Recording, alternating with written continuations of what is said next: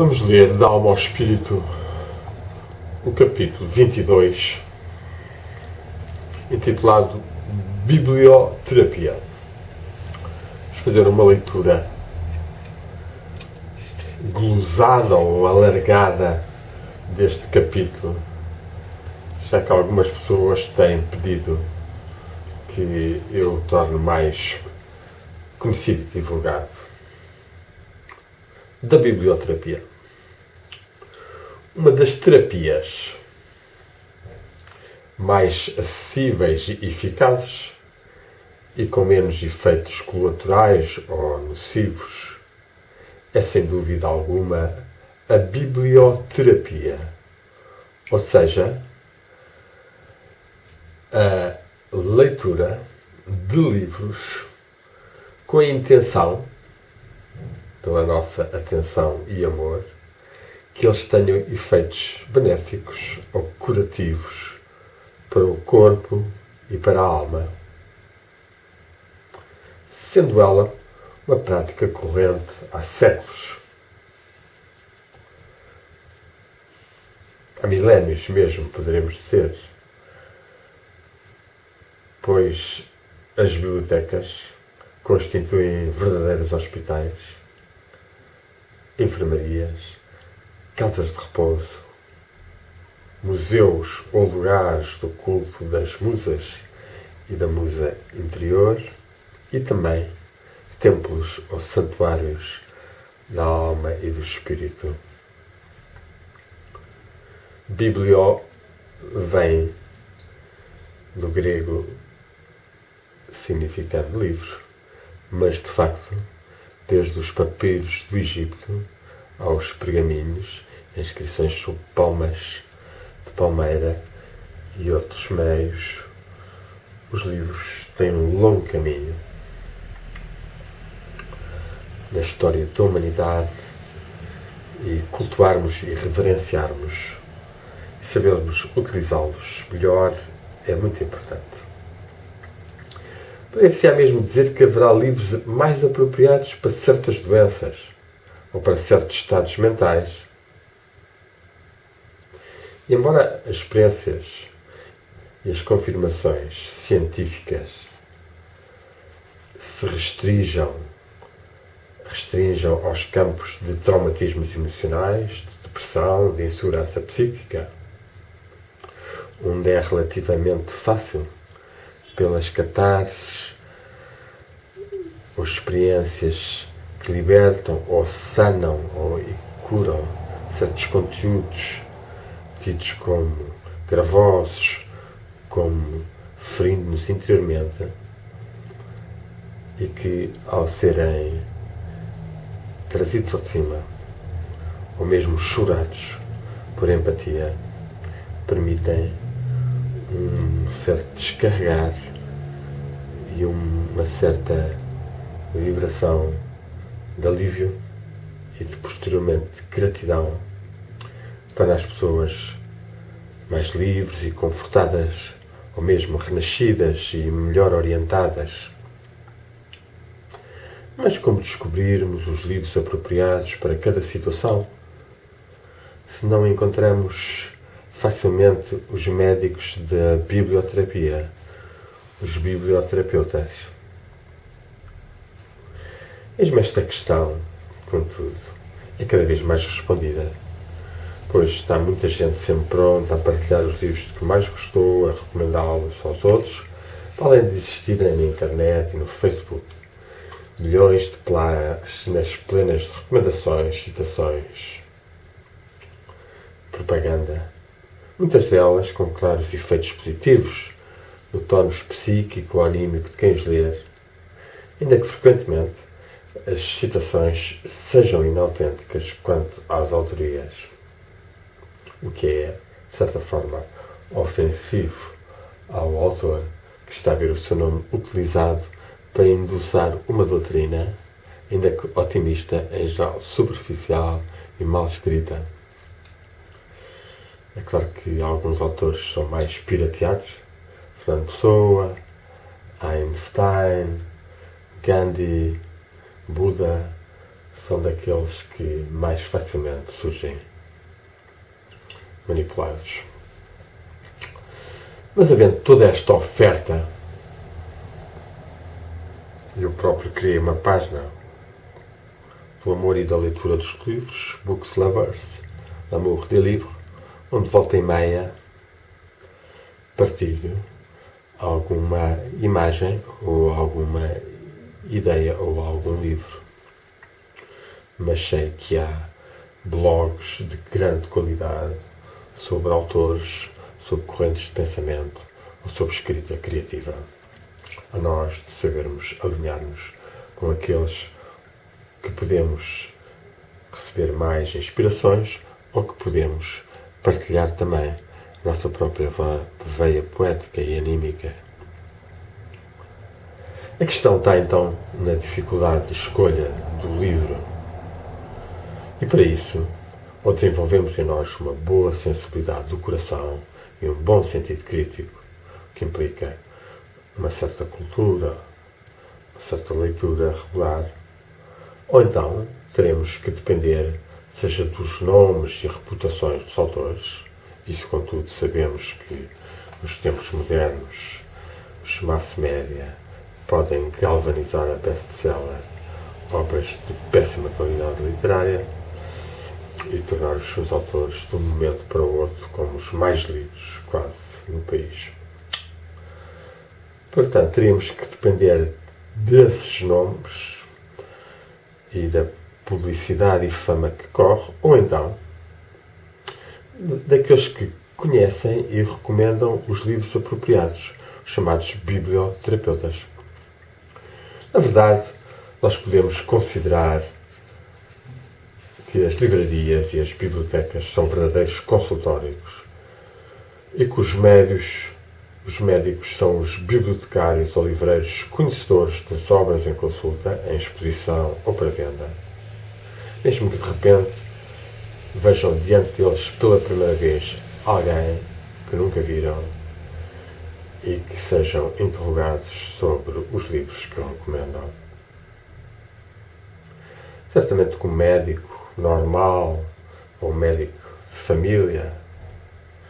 antes de recomendar, diagnostica,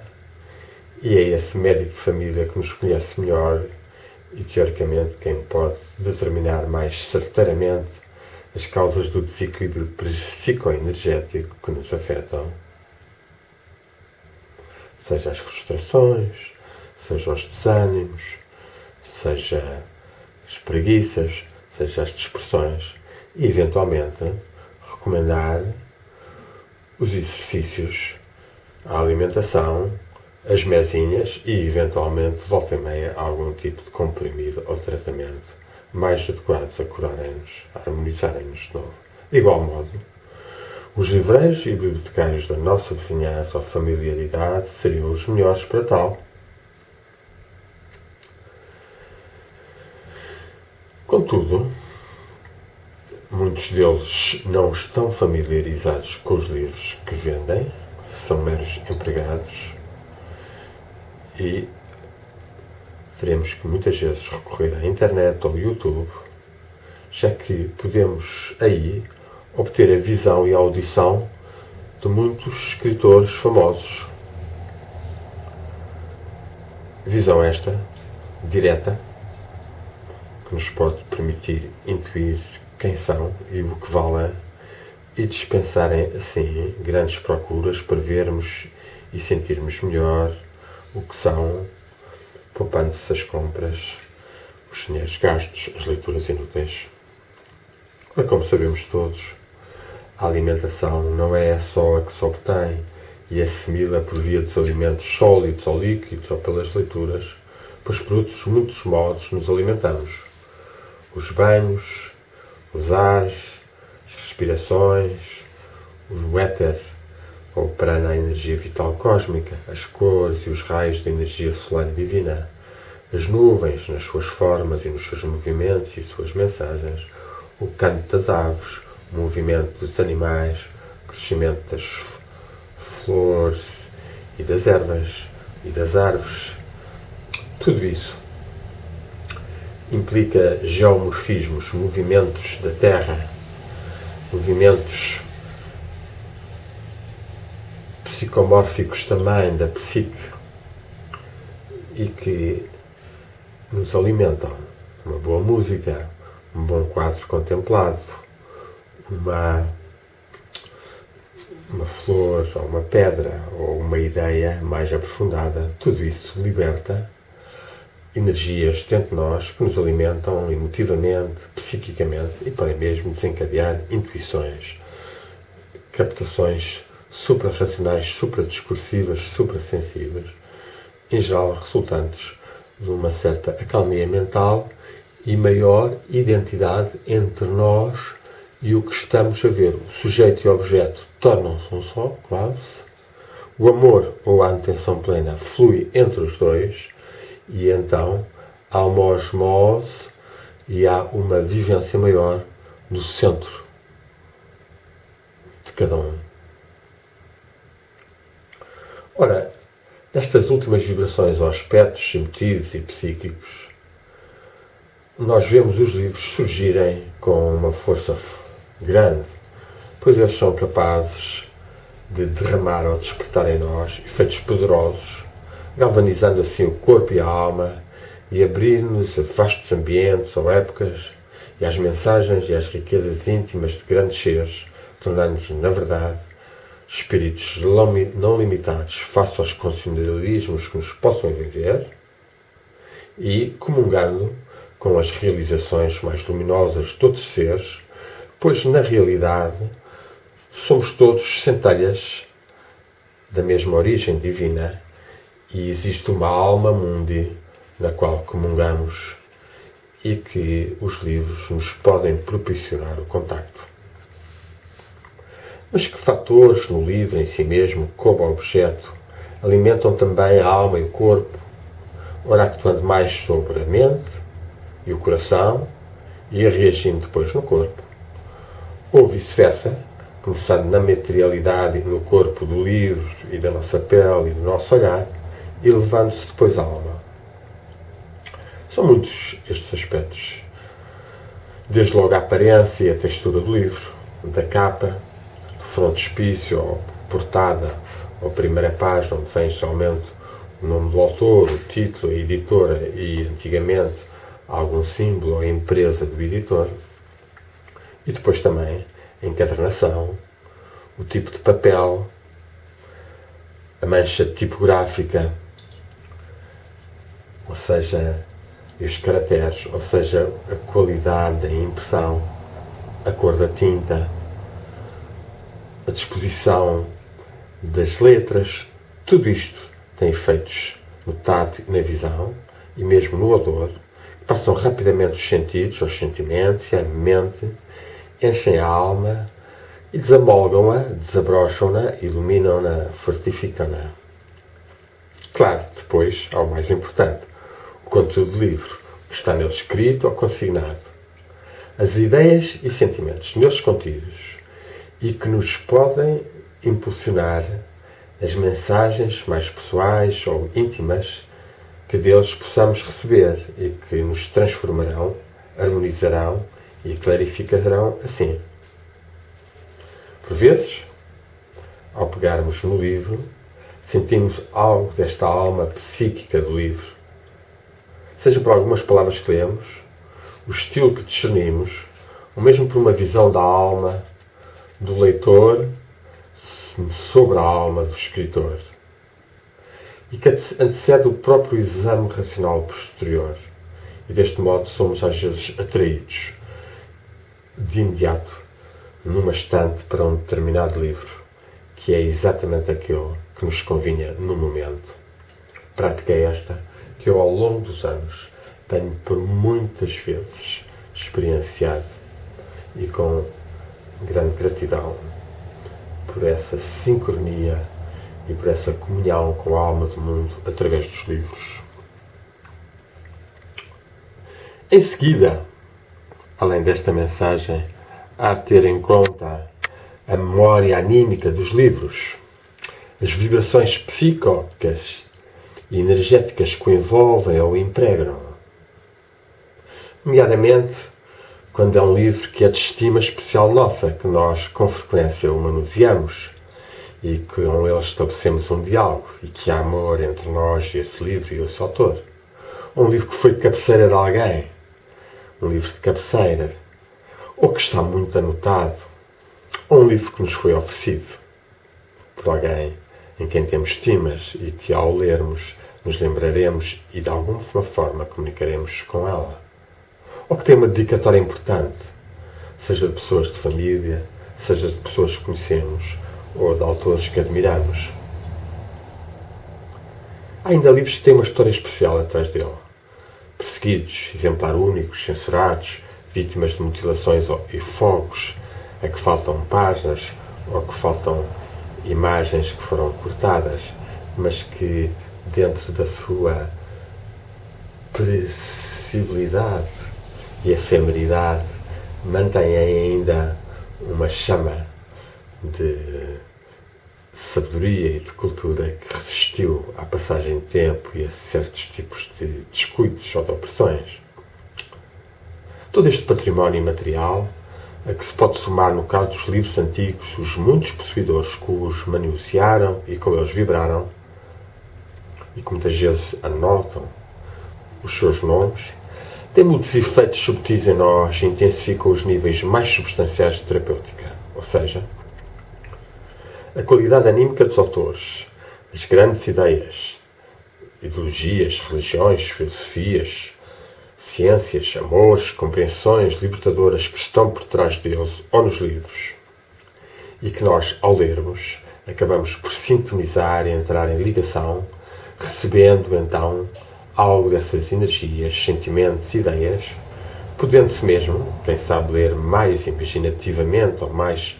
psicometricamente, diríamos quase, entrarmos ou sintonizarmos com certas correntes da história psíquica da humanidade, ainda vivas na alma do mundo, e assim expandirmos de imediato a nossa alma e consciência.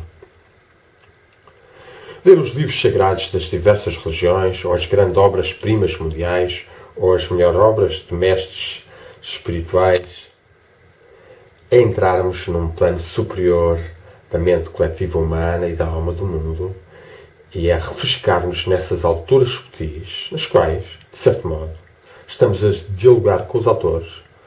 que, embora já tendo partido para os outros mundos vibratórios da manifestação cósmica, continuam a ligar-se connosco, em especial quando são lidos e amados, dialogados e anotados.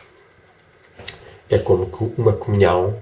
com o corpo místico da humanidade, com os grandes autores e escritores do grande livro da vida. Morrer é ser iniciado. É um dito ou frase da tradição grega, recolhido na antologia palatina, e Canter de Quental citou,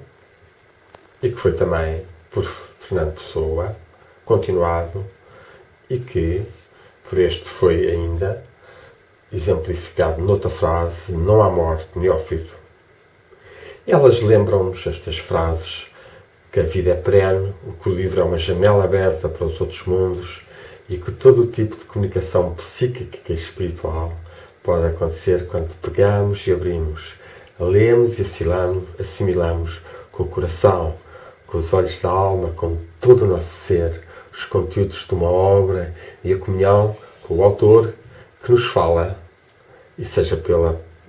palavra escrita, ou pela palavra em imagem, ou pela palavra em palavra, o sermão, como Erasmo chamava, e que na edição da Bíblia normal foi traduzido por o verbo,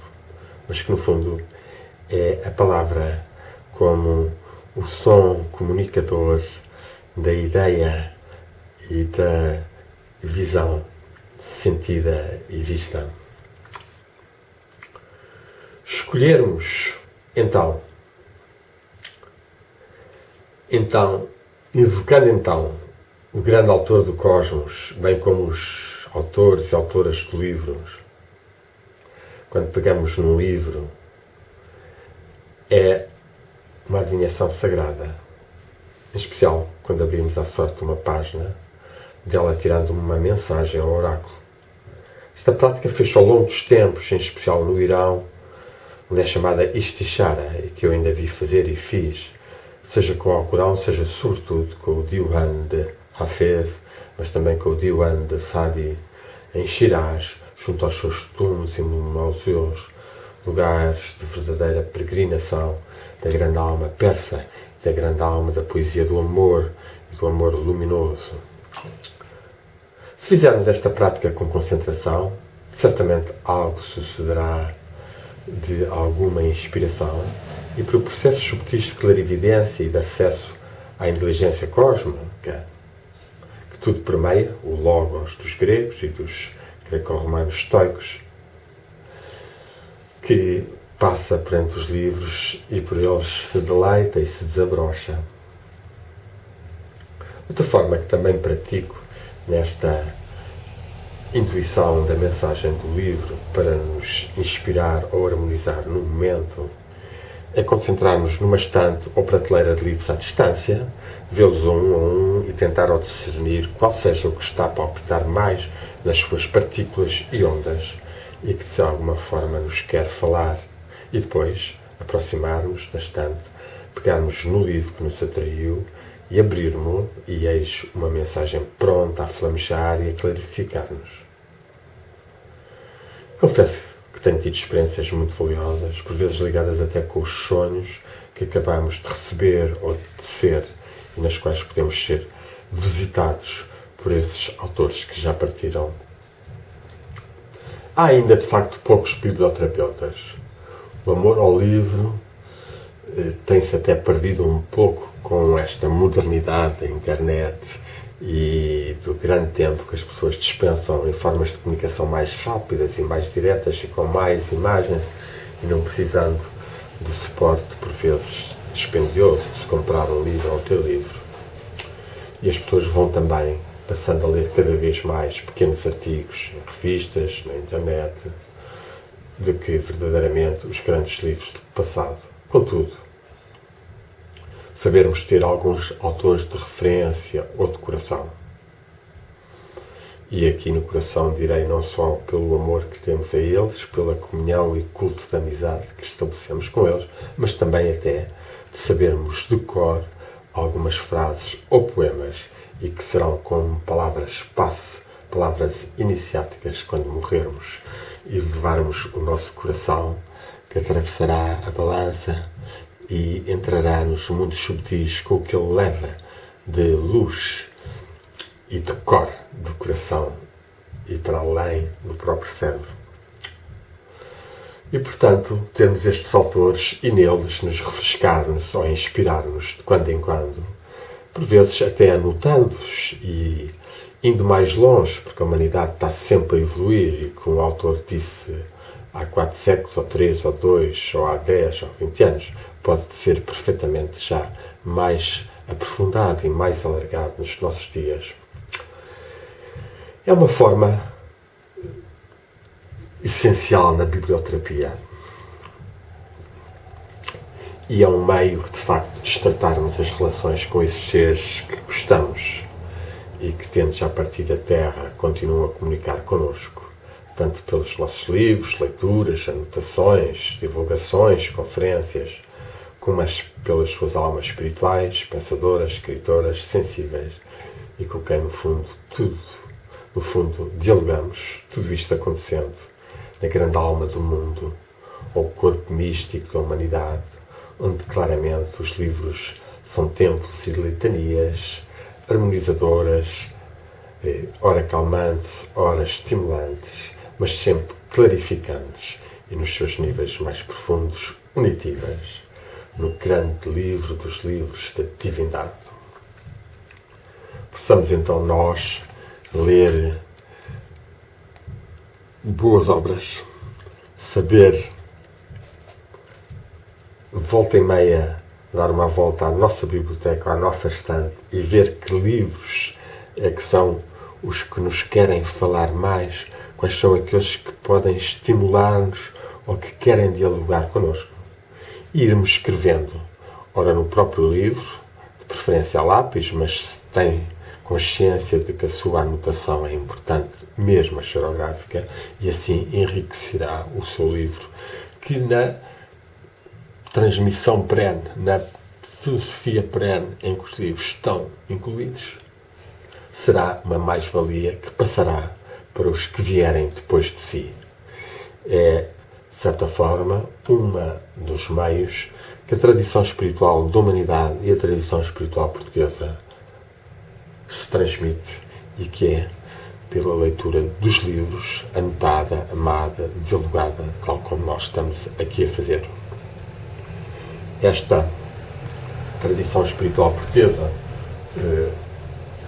é uma continuidade de ligação ao espírito e de ligação à divindade e de abertura aos mundos espirituais e subtis e à harmonia da natureza e à harmonia social. Tudo isto está na nossa tradição espiritual portuguesa, seja em grandes mitos como o culto das pedras, das árvores e das águas, aliás uma das páginas que eu criei no Facebook e que faz saudações aos nossos cultos anteriores ao cristianismo pagãos e tão visíveis também ainda noutros povos, ou por exemplo no importante shintoísmo, mas também no aspecto de que a tradição cristã, ainda que depois algo dogmatizada a partir da Inquisição, teve os seus grandes místicos e tem no culto do Espírito Santo, por exemplo, um arquétipo, uma linha de força importante da tradição espiritual portuguesa, que aliás não escapou a alguns autores, nomeadamente Agostinho da Silva, mas muitos outros. Para além desse, a demanda do Santo Grau, que congraça também os mitos e as tradições persas, celtas, islâmicos, cristãos, e que no fundo é também um sinal da demanda iniciática, do desabrochar do coração e da comunhão com os mestres e com os grandes seres, e uma abertura maior à consciência universal, à consciência pura, e que, de facto, cada livro deve procurar desenvolver. Daqui o título deste livro, Da Alma ao Espírito. Certamente que nele, falando mais da alma, pois o espírito é um nível bastante mais subtil, mais elevado, e que só se nos desvela de tempos a tempos, ainda que permanentemente esteja em nós e seja mesmo a nossa essência, e que os portugueses, na sua longa viagem de comunhão com várias tradições, experimentaram e conheceram e dialogaram, seja com a corte mogol persa de Akbar, com a sabedoria de Dara Shikoh, ou com mestres indianos, ou ainda mestres zenes e shintoístas no Japão, ou ainda com sábios de outras tradições, seja africanas, seja da América do Sul. É para uma espiritualidade de unidade entre as diversas religiões e tradições, por uma experiência interior, por um desabrochamento dos sentidos psicoespirituais e pela assunção de uma vida de amor e de luz que nós vivemos. Om.